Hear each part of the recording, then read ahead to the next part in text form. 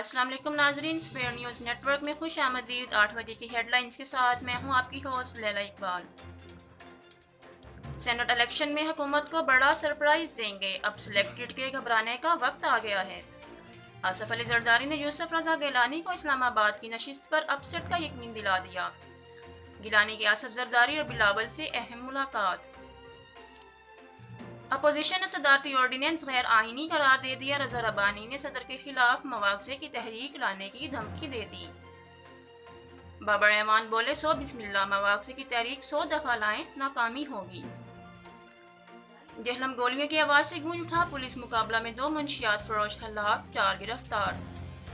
3 police एहलकार जख्मी, 2 की हालत तशवीशनाक। पाकिस्तान सुपर लीग का पहला सुपर मुकाबला कराची किंग्स ने कोयटा ग्लैडिएटर्स को बआसानी हरा दिया। आज लाहौर कलंदर्स का मुकाबला पेशावर ज़ल्मी से होगा। थर पारकर NA 221 पर ज़िमनी इंतखाब, पोलिंग शुरू। पीपल्स पार्टी और तहरीक इंसाफ में मुकाबला।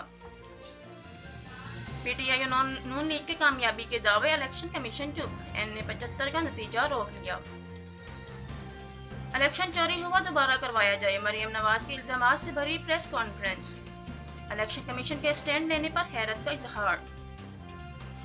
मरियम डस का आए, देखते हैं किसका गिराव होता है, आसमान डार ने चैलेंज दे दिया। मरियम औरंगजेब ने कबूल कर लिया, कहा आज मरियम नवाज के साथ सियालकोट आऊंगी।